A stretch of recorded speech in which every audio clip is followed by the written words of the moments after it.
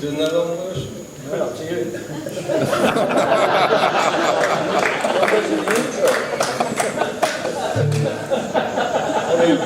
What do you want me to do the short version?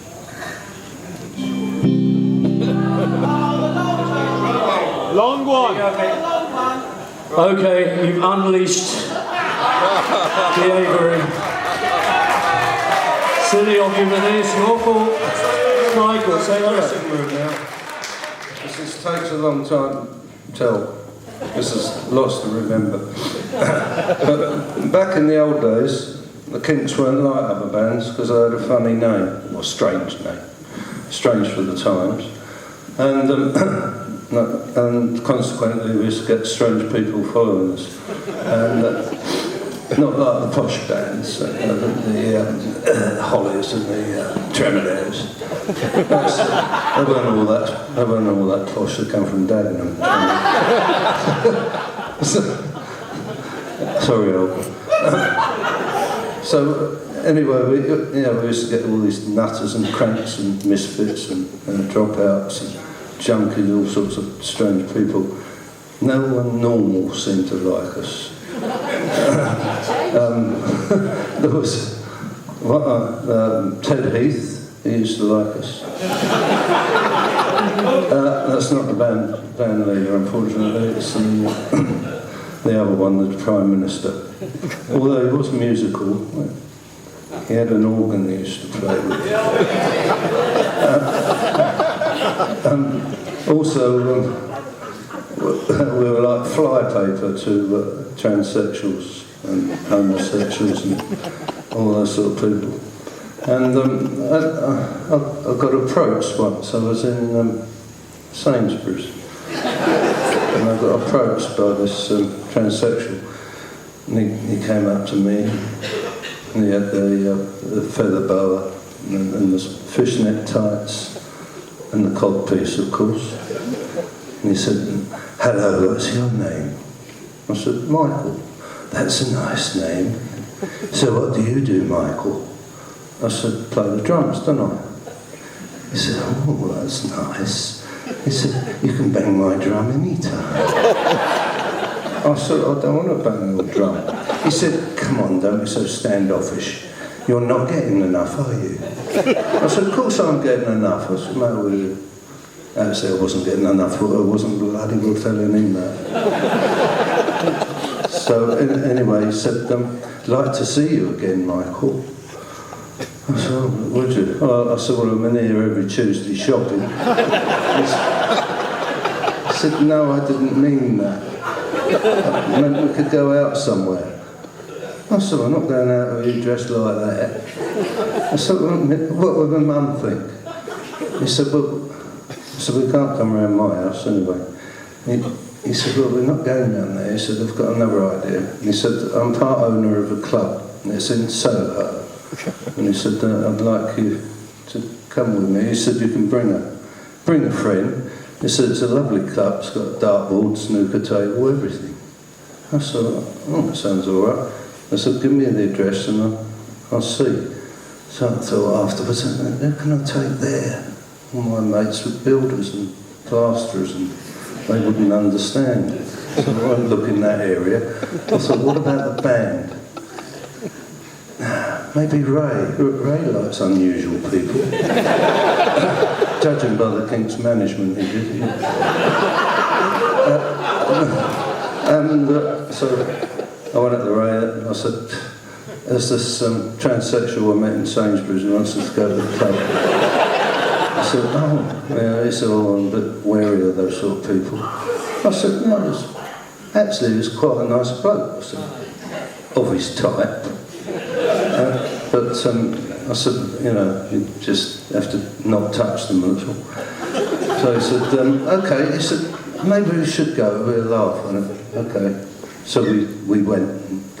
When we arrived, there was a lovely entrance, and went inside, and there's all these people on chaise lounges, all these transsexuals, half naked waiters with their bottoms hanging out. I thought, this is a great club. It's better than he said. But where's the dartboard? So Ray said, look, I feel a little bit uncomfortable, and I've got an idea for a song, so I'm going to go over there and think about it. And he said, why don't you just go over there and talk to that little slut behind the bar? I said, right, because he didn't drink much and I did, so off I went to the bar, and he was quite a long time talking away to this queen behind the bar. And suddenly Ray came back. When he come back, he'd written a hit song, and I was absolutely slaughtered. The song was Lola.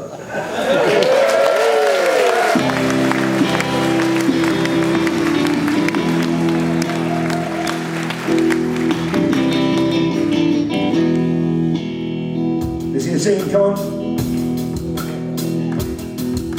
I met her in a club down in Oslo, where you drink champagne, tastes just like cherry cola.